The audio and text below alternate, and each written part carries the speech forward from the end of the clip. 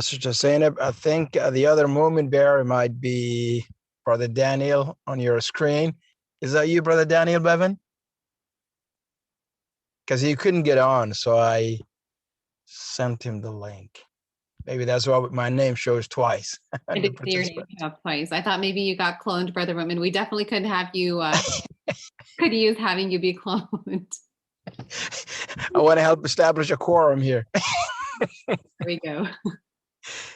Or maybe it's Brother Nazir. Either one of them, I'm not sure. Sounds good. Mystery solved. So we will go ahead, I think, and get started, inshallah. Bismillah ar-Rahman ar-Rahim. Assalamu alaikum, leaders. Thank you all for joining us this morning for this virtual FEMA nonprofit security grant program workshop. Obviously, this is a workshop that was put together to provide an opportunity for you to learn more about the grant program that is offered through FEMA. And we are so excited to have with us here today Ms. Janet Moncrief from the Maryland Emergency Management Agency, who is going to be providing more information and insight on exactly what the details and the specifics of the grant program are, and answering any of the questions that you might have about it specifically.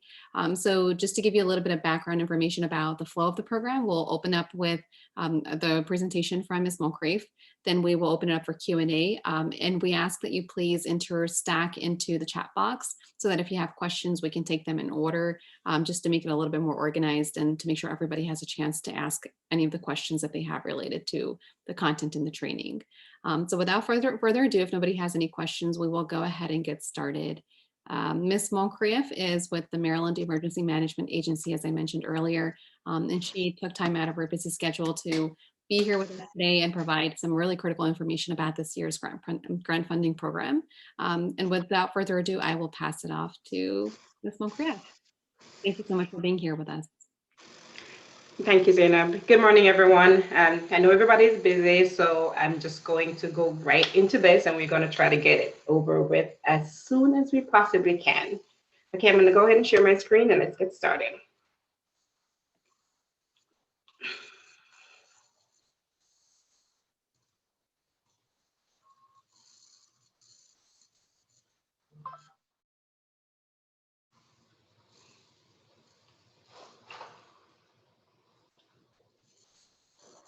Okay, as Zainab said, my name is Janet Moncrief. I'm with MEMA, the Maryland Emergency Management Agency. This is not going to be the in-depth of the entire process, the life cycle of this grant. It's just going to be a few pointers about how the application process goes. And if you have any questions about this year's application, then I'm here to answer these questions for you. This is just an overview of the timeline. So basically when FEMA notifies us, so no matter how we know it's coming, we cannot send anything out until we actually get the notification. So FEMA notifies us and we send the investment justification referred to as the IJ and the notice of funding opportunity, we call the NOFO, out to everyone with the instructions and the due dates. And if we're having any webinar or any other technical assistance planned, we'll send out those dates as well.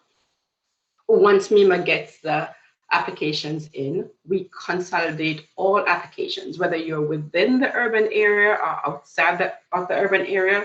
Everything is submitted to FEMA as one application on behalf of the state of Maryland, all counties except Montgomery County and Prince George's County. Montgomery County and Prince George's County's applications go through DCH-SEMA, the District of Columbia Homeland Security Emergency Management Office.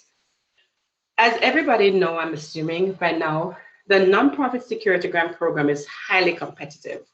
As a result of that, we ask that you follow the instructions in the notice of funding opportunity as clearly as you can.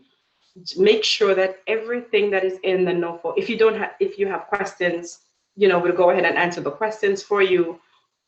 We will make sure that, hold on one second, let me turn this off, and it's taking up some of the bandwidth. I apologize. Make sure that we, let me go back to I think I messed this up, so let me go back.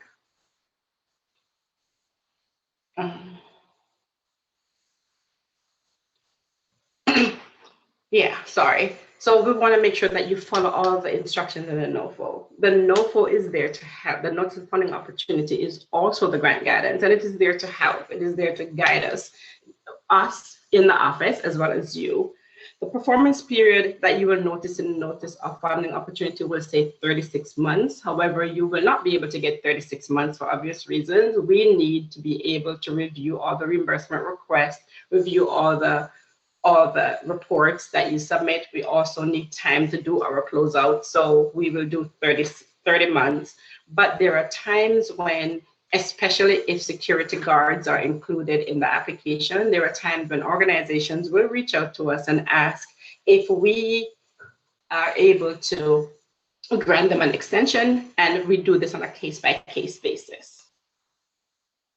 So the purpose of this grant is to help to support the nation's goal, to strengthen and prepare for the possibility or this delayed stage. Unfortunately, we have to look at it as the almost expected terrorist attack. We don't want to be living like this, but at this stage in our lives, this is what's happening.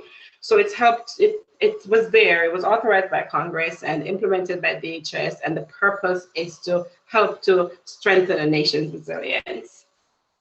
The entire amount for the 2021 grant period is $180 million nationwide. $90 million is going to the urban areas all over the country, and $90 million going to nonprofit organizations that are outside of the urban areas. So I know in the NOFO it says that nonprofit organizations must be classified as 501c3. But you do not, as mosques, synagogues, and churches, do not need to prove to the SAAs, like for example, for Maryland is MEMA, do not need to prove that you're a 501c3, but you must meet the 501c3 requirements. We are not going to ask you to prove to us that you're a 501c3. A lot of organizations are automatically classified as non-exempt, and we do not ask for proof of this, but you have to make sure that your organization is meeting the requirements of a 501c3 to be able to apply for this award. There are some organizations that are not eligible to apply, and the ones listed here on the screen are not this is not the total list, right? This is just a few of the organizations that are not eligible. Utility companies cannot apply for the award. Bus services that are for-profit cannot apply. Hospitals that are for-profit are not eligible to apply. If you're involved in any form of lobbying or political advocacy work or anything like that, you're not eligible. Volunteer fire departments are not eligible. If you're involved in any form of clubs like the Kiwanis Club, the Lions Club, or the homeowners associations, those are some of the organizations that are not classified as 501c3 and are not eligible to apply for this award. There are some organizations that have multiple sites. Some organizations have like a school on one site, and then a religious organization on another site, maybe a church, a mosque, a synagogue on another site. If you are applying for funding for both sites, it must be 2 different applications, 2 different risk and vulnerability assessment, and the application must tie to the risk and vulnerability assessment for that specific site. You can apply for up to $150,000 for each site. So if you have 2 different sites, you're eligible to apply for up to $300,000. If you have 3 sites, you're eligible to apply for up to $450,000.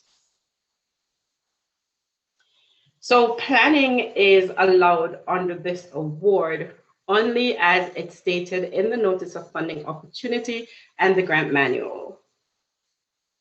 If so security or emergency planning expenses and the material required to conduct those planning activities are allowable. So if you are creating a plan, if it's a plan to develop and enhance the security of your organization, to create a continuity of operations plan, to create a shelter in place or evacuation plan or emergency response plan, you are eligible to use the funds. The funds can be used to purchase equipment and materials that you need for this planning activity. For training and exercises, if you are doing any form of training, if it's on-site or off-site, so long as it fits within the objective of this program, it is allowed. The only thing for training is not allowed is travel. So if the off-site training is allowed, but it's just the materials that are allowed, not the actual travel expense. So if you have your training and you decide that you're going to go to a different state or a different county to have your training, the travel is not a reimbursable cost. If you're if you're planning on doing any form of training or exercise, please make sure that in the application it is very clear. You must state exactly what kind of training you're doing or what kind of exercise you're planning on doing. You must mention how many people you're expecting to attend, exactly what you expect the outcome of the exercise is going to be, or what you expect the outcome of the training is going to be.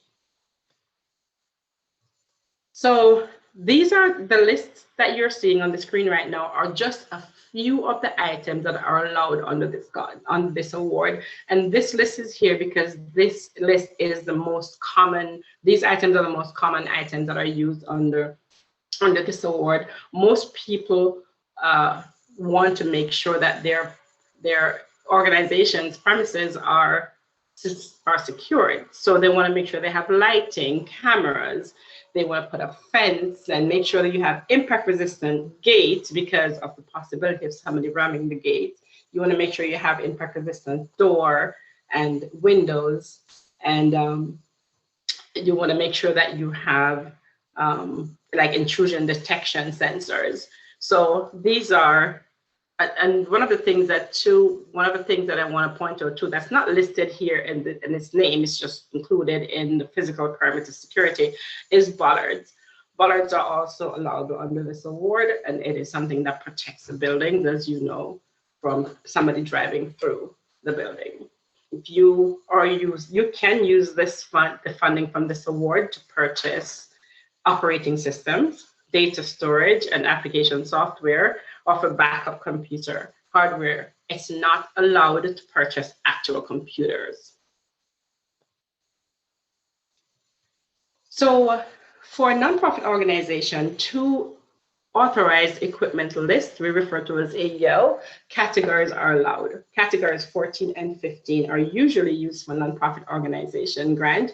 However, because of the federal government is opening this up to expand the ability for communication, so they're opening it up for another AEL code, which is 06 for handheld radios and 03 for public warning systems. These are all included in the protection or prevention against terrorist attacks. As far as personnel is concerned, personnel is not allowed under this award. Salaries are not allowed to be paid under this award, and for obvious reasons. If you're awarded this year, there's no guarantee you're going to be awarded year after year after year, and so you don't use this award to pay someone's salary, because if you start now, then what's going to happen when you don't get awarded the next year, and if you don't get awarded 2 or 3 years later? So it is, since 2018, the federal government has allowed this award to be used for the salary of contracted security only. So regular salaries are not allowed, but you can pay for a contract security personnel. In the application, you must state the number of personnel, the frequency of use, and the hourly rate. So how often do you think the person is, or persons is going to be working as a security personnel at your organization? And what rate are you going to be paying this person? And how many security personnel you believe you're going to have? So management and administration is allowed under this award, but again, just like with the other categories, you must follow the instructions in the Notice of Funding Opportunity and the grant manual. 5% of the total amount that each organization receives can be used for management and administration, but it cannot be used for operational costs. It must be used for the direct management and operation of the federal funds. So if you hire somebody to do the reporting or the financial management or just the overall management of this specific award, 5% of the total amount you receive can go towards a person's management and administration costs. So once we receive all the applications, we review the applications, we score them, and then we consolidate all applications, send the entire packet to FEMA. They review, and it goes through a 3-step process at FEMA. They review the entire packet that we send them, and then they make a determination. Then they notify FEMA about the allocations. Even though in the beginning we send you the notice of funding opportunity, if you are awarded, you will receive it again. We will send you the environment and historic preservation instructions along with the form, and we will send you instructions on how to request reimbursement. And if you submit your application and it's approved, but after you receive approval, you get notification that your application has been approved and you've been funded. You may be, during the application, after submitting the application process and during the waiting period, you may meet with your board and then you make a decision that, oh, you know what, we didn't apply for this specific item. What are we going to do? You can send just an email detailing what was missing from the application, what portion of the fund that you're told that you're awarded you would like to use towards that specific item. It's called a change of scope. And we're just going to send a guidance telling you exactly what to do. And it's just an email you send. You say, this is the original budget. These are the items you requested and they were approved. However, we would like to change this item to this item, or we would like to reduce this item so we can include a new item. That will be sent off to FEMA.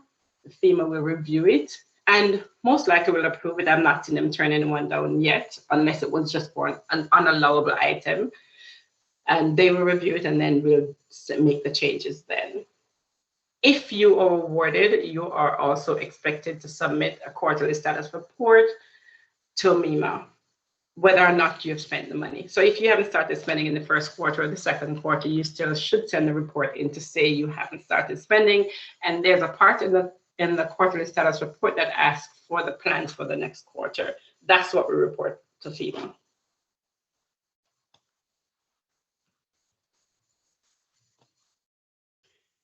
So I'm not going to go into the environment and historic preservation a whole lot because it has nothing to do with the actual application.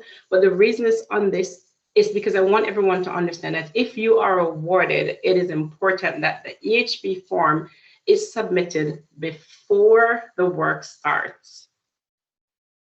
It is important that it's submitted before the work starts. So once you know that you are awarded, the first thing you do, you already know what projects you're planning on doing and working on with this funding. Just go ahead and complete the EHB and send it in. Once you know you're awarded, because you'll get the award letter, you will get the federal grant number, which you will need for the form. You go ahead and complete the form and send it off. That will save a whole lot of problems, because when you do the work and then request an EHB afterwards, it takes a very long time. FEMA cannot just look at an EHB form and say, okay, let's approve this because the work is already done. It doesn't work that way. So FEMA has to communicate with the Environment and Historic Preservation Office here in Maryland to make sure that the building is not a historic building, to make sure that there was no change made to the building that should not have been made, especially if the building is classified as historic. So it is important to send the EHB form off before the work starts, just to make sure all of those things are done and then you won't have much delay. And then I'll put up the questions. Assalamu alaikum. This is Jafar Yerka from Imam Center. You mentioned that you mentioned something at the beginning of your presentation about Montgomery County and PG. So this whole presentation, is this not applied to us if we're in Montgomery County? I was confused about that. So all applications from Montgomery and Prince George's County go through the DC office. But this is all applicable. Just go to a different office. Yes, I mean, it's the same thing. I mean, if they have their own technical assistants, they'll tell you the same thing because everything came from the NOFO. But yes, all the applications go through them. Okay. And then another question is, I mean, how do we get this whole process, I guess, applied? How do we start, with application? So I can actually share the contact for DCH FEMA with you. I can share it in the chat so everybody can have it if you're in the Washington. Hold on one second, let me grab it for you. Okay.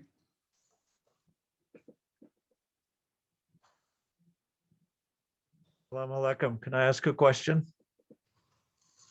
Sure, you may. Is signage an allowable expense under the grant program, either paper signage or electronic signage? No, sir. No. No, that's not allowable. Okay. So one of the easy ways to, I'm sorry, what were you saying? No, I'm sorry, Janet. I was just going to say there's a few other questions in the chat as well that some leaders have typed in. So I don't know if you have chat opened in front of you. If Yes. not, I can read them off. Yeah, I'm going to go through them. Perfect. Okay. Okay. Are these reimbursement funds, for example, we pay out our money? Yes, that is correct. This is a reimbursable grant. So everything, and it's the same thing with us and FEMA, everything has to be paid first. And to request reimbursement, you must provide proof of payment, the invoice, and there's the form 270, which is a reimbursement request form. Those are required for payment. And then we have to do the same thing. Like once we receive your reimbursement and we pay you, then we have to turn around and request our reimbursement from FEMA. Okay, so there's another question. How long is that contract for to hire security contractors? So if you receive the award, you'll have 30 months. If you want to hire someone for 30 months, that is perfectly allowable. That is up to you. If you want to hire the person for, let's say, 33, 34 months, we will work with you to make that happen because the grant with the federal government is actually 36 months. We just want to have to work with individuals to ensure we get all the paperwork on time because we don't have a lot of time if we should allow you the entire 36 months. But yes, that is up to you. You also, I'm glad that question came up because you also, although 50% of the award is the only allowable amount towards personnel, you can get a waiver to use the entire amount to pay your security personnel, but that needs to be submitted with your application as well. Can we submit the application for 2 properties? That is training, exercise, and contract. For 2 different premises, yes. I mean, if for 2 priorities, the 2 different priorities, no. If it's just one, so the applications are supposed to be submitted per address. So if you want everything that is allowable for that one property, you put everything in that one application. So you don't need to submit several applications for different priorities. Just to clarify on that point, Ms. Makrieff, so if there's a Islamic school and that's part of a mosque and they're located at the same address, then would those mosque leaders be able to apply for both funding for the school and for the mosque? No, it's per address. So if it shares address, it's one application. I see. Okay. Thank you. Yes, just send an email to Simbri, just tell her that you're interested in applying and she will send you all the information. just let her know that you want to apply for the nonprofit security grant program, and she is the program manager for DC.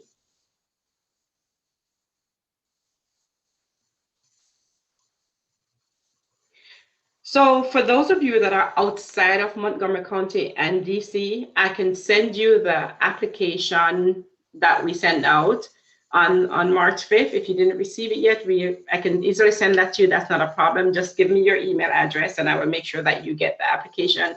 For those who are located in Montgomery County and DC, you contact Sembry and she will give it to you. If you could include your email address here, Ms. Moncrief, what I'll do is I'll also share this because we're going to be sharing this presentation with those mosque leaders who weren't able to join this morning. And that way, if they want to contact you directly to get access to that information, perfect. Thank you. I see it. We'll make sure that they get that. Sure. All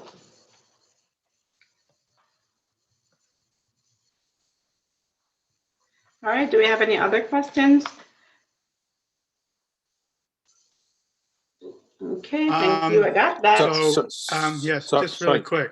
So for applying, so like for us in Montgomery County and PG, do we just, I guess, or is that what, I'm not sure if that's what Sister Zainab said she was going to share. I guess I want to know, we just say, besides saying hi, I mean, what do we ask for? You know, I mean, what, is there like a name or a form number or something like that?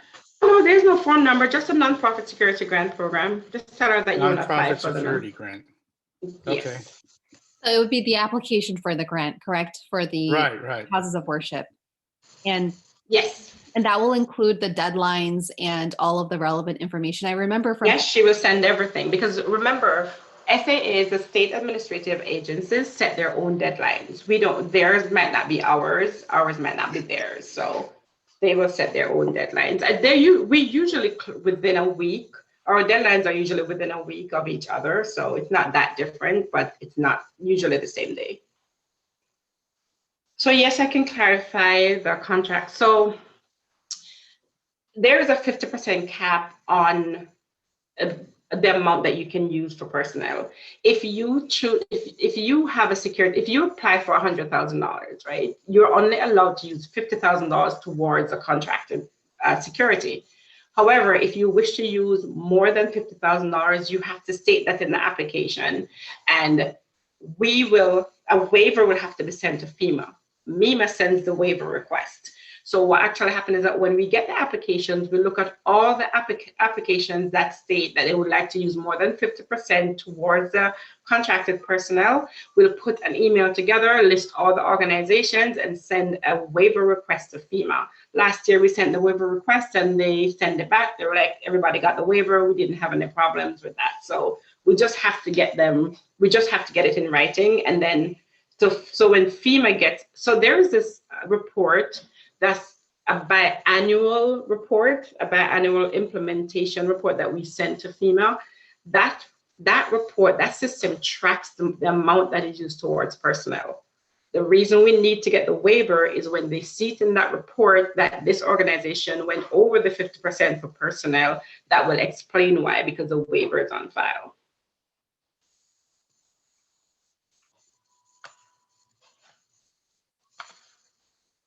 Yep, got those three addresses for the application.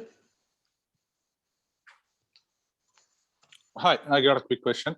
So Sure. You said for the nationwide, it was like 90 million was being allocated. Do you know how much was being allocated for Maryland? $1.2 million. The follow-up question is, will it be a good idea or will it help if we do not apply the max, I think 150K, rather if we apply a little lesser than or something like 100K or so? Is that going to be making any difference for getting awarded? It really doesn't make any difference. We have people who apply for $12,000 and received it, and we have people who apply for $12,000 and didn't receive it. So it really doesn't matter. What the important thing to note is that you must have a risk of vulnerability assessment, and the assessment must be tied to the application. So your application is saying you're asking for, let's say your application is asking for funds to purchase cameras, your risk assessment must state that you need cameras for that location. So you have to make sure that happens. The application is tied into the risk assessment. You must make sure that your mission statement is included, and you must make sure you answer all the questions in the investment justification.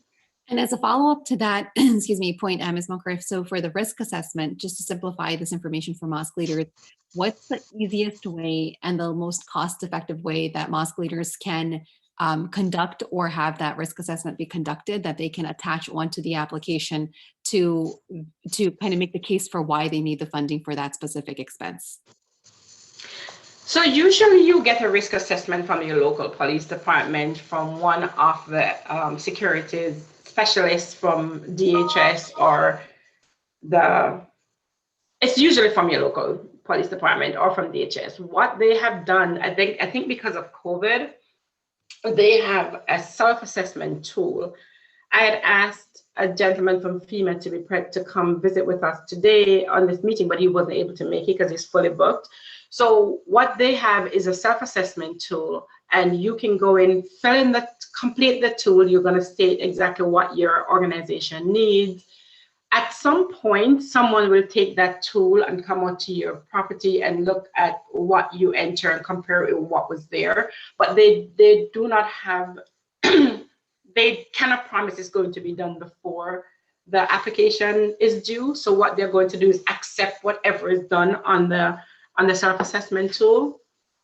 That self-assessment tool, I believe I can get a link from him. I'm not quite sure if it's a link that I have to get from him, or it's if it's an actual link to the document, or it's a link to a website. But I'll find out from him exactly how you get to that.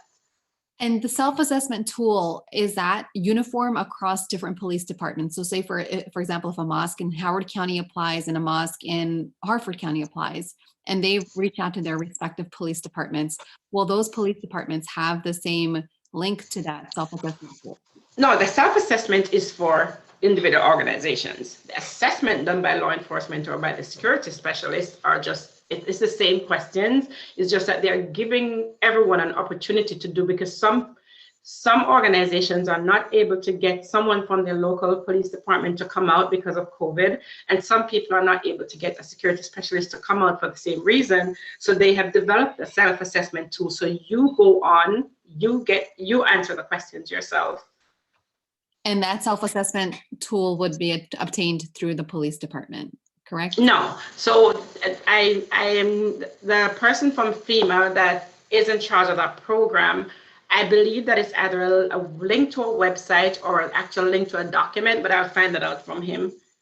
If you could please provide that, because that would be instrumental, I think, especially for the mosques that are interested in applying. If they're not able to get that assessment from their local police department, they would need to get that through FEMA, and that would be instrumental in order for them to be able to not only complete that tool, but then also complete the application and then submit it in enough time for it to be reviewed before the deadline. And I think which is why they have created it, because you just complete the tool and you submit it with your, because it gives you the option to print it once it's completed and you submit it with your application.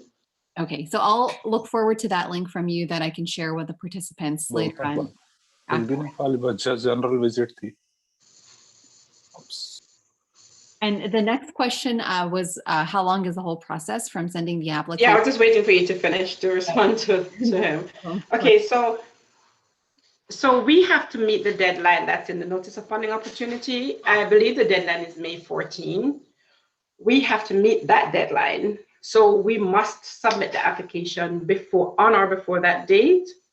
When you get your application, we usually give you like a month to go through getting the assessment done, ensuring you have your mission statement to send to us, and completing your application. It's the whole process, the whole time that you get as an applicant is about a month. And then we apply to FEMA, and it takes them a while. The grant is supposed to start either September 1st or October 1st. Every year, the grant starts on September 1st. For 2021, FEMA has announced that they are planning on going on the federal fiscal year. Federal fiscal year starts on October 1. So if they do that, then this grant is going to start on October 1. But right now we are going to keep looking at it the way it has been done historically, which is September 1, unless that changes. But just keep in the back of your mind that they have mentioned that in emails, they've mentioned that on calls, that they're thinking about moving towards starting all grants on the federal fiscal year, which is October 1. And then 30 months after that, you have 30 months after that to completely expend your money. Oh, and I just want to take this time to say that if you find, let's say you find that 6 months has passed and you haven't spent a penny of that money that you have been awarded, because you're having issues, whatever the issues are, just open the line of communication with us. Let us know what's going on, because what we will do is work with you and try to see if we can find a way to help you through the issue. Because a lot of the time, especially now we're living in this COVID environment, a lot of people are facing a lot of delays. Contractors can't turn up, vendors are not able to deliver. There are so many issues going on right now. So just open that line of communication if you find that you're having any issues. We submit the application first and get the risk assessment done. No, the application, the risk assessment, and the mission statement are submitted together.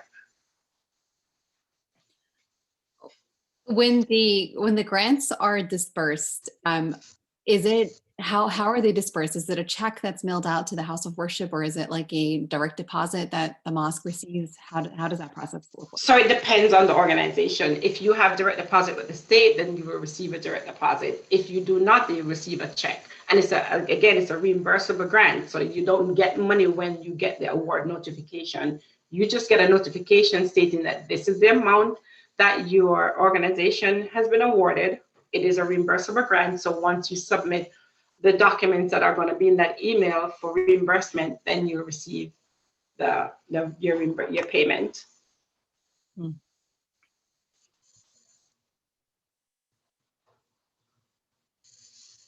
Do we have any more questions? Oh, there's one more. Hold on. No, you will need to be in the risk assessment. Oh, somebody has responded. Okay. Any tax concerns? What do you mean any tax? I'm not quite sure what that means. You should be able to unmute yourself if you'd like to speak instead of typing in the chat as well. Yeah, assalamu alaikum everybody, and hi, thank you. First of all, Jeanette, excellent presentation. Yeah, so thank you. I know it's a grant. And I know that we will have funding for the contractors, with 1099 work and all that. So I just wanted to know if there's anything along the lines that, we have to worry about for tax purposes. Well, so when you make your purchases, you are tax exempt. So when you make a purchase from a vendor, they're not supposed to charge you taxes. So you shouldn't have any tax issues. The only problem that I have seen in the past is when people make online purchases, like they make and we don't normally see that with the nonprofit organizations. We will see that with local government. If they make a purchase like through Amazon, then they will charge them taxes, and then they will send an email to them and say, we're tax exempt because we're a local government. We're not supposed to be charged taxes, and they get it fixed. But I don't see that you should have any issues. Okay, thank you. That's very good. There was a question that was asked, Ms. Moncrief, about once the grant is approved for a specific house of worship, the process for mosques or houses of worship to be able to track and report back. What are the specifications of what information needs to be recorded and submitted after the money is dispersed? Oh, so the QSR, the quarterly status report, it comes with instructions. It basically just asks you, how much money have you spent this quarter? What are your plans for next quarter? How much do you plan to spend next quarter? And what do you plan to achieve? I think it's just 3 basic questions. So it basically just walks you through the entire report, and it's a very short report. It's not difficult. It's just those 3 questions. How much have you spent? How much do you plan to spend? What do you plan to do? And will the houses of worship need to maintain like the receipts and like the different kind of expenses to provide documentation? Like, how is that something that they should be also vigilant about? Yes, in order to request reimbursement, you must submit proof of payment. and you must submit a copy of your invoice and the copy of the SF-270, which is the reimbursement form. And so with the grant funding, the mosques would be paying upfront, and then they would be submitting to be compensated Reimbursed. as approved. That's correct. I see. And in a case, if there's a mosque or a house of worship that does not have the funding available for them to be able to pay for the costs for the renovations or the construction or what have you upfront, what is there any kind of like a backup plan, or what do they do in that case? Not through us, because we don't do advances. I see. So they would have to take out a loan or something like that, and then once it's reimbursed, then they could use that money to pay off the loan. Yeah, we would leave that to them to decide how they're going to fund the project. I see. If any of the organization has been awarded this grant previously, does their chances becomes low? You know what? It really doesn't make a difference. I know that for first-time applicants get an additional 5 points, I believe. 5 or 10 points, I'm not quite sure, I have to go look, but I think it's 5 points.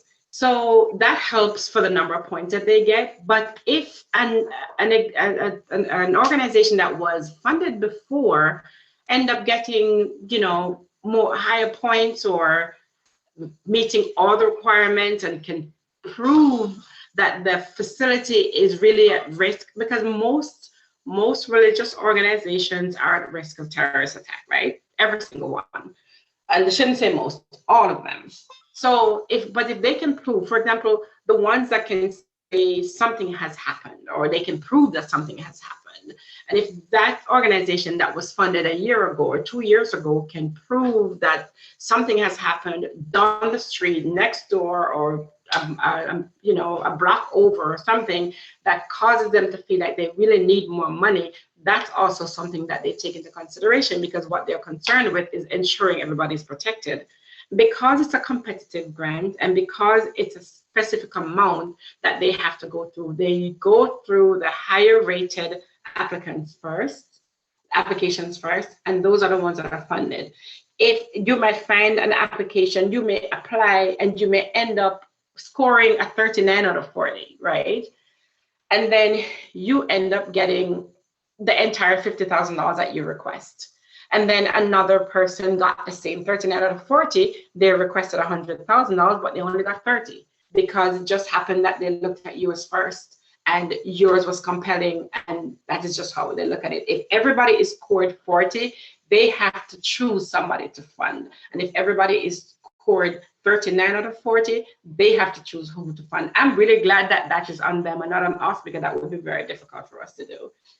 I cannot these slides, but I definitely will share another slide that I'm creating to share with applicants. On that note, how can applicants strengthen their applications? Like, what are some tips that you have to make the application as strong as possible when people are submitting it?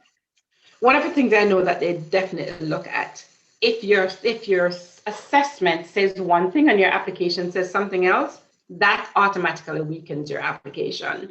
So you're just applying, but it has nothing to do with how your premises was assessed, right? So they're going to look at that. So that is key. The next thing is whether or not you have a mission statement. That is also something that they look at.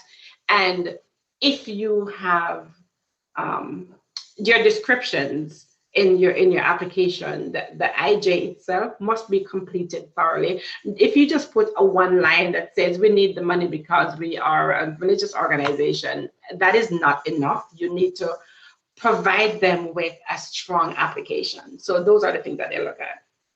And so information about, for example, the crime rate in the area, any incidents of bias motivated or hate motivated incidents, or any kind of like vulnerability, issue that mosque has experienced, like that could all be compelling.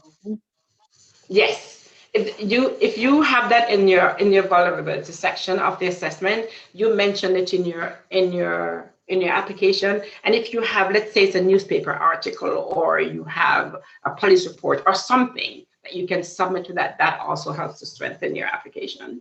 And it doesn't necessarily have to be your mosque. It could be like another house of worship in that vicinity. It could be like an incident that happened in that area. It could be a threat Yes. that was called in, an email that was received, Yes. a suspicious It person. doesn't have to be, that's correct. It doesn't have to be yours. It does, see, so these things don't guarantee you'll be funded, but it makes your application stronger. Yeah. Great. And I think we have one more leader who added on their email address as well, Ms. Smolker, Brother Naveed Ahmed, if we could also. Got it. Thank you.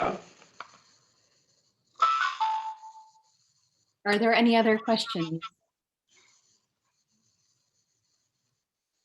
If not, Ms. Lockwood, would like to thank you for your time and for sharing all of this really valuable information.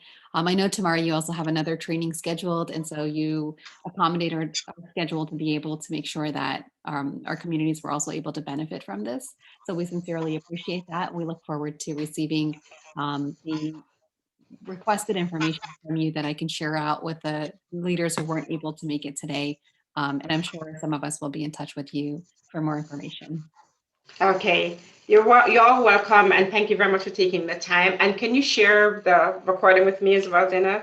Absolutely, yes. All right, you guys have a great day, and I'm here if you have questions, and I've collected all the email addresses.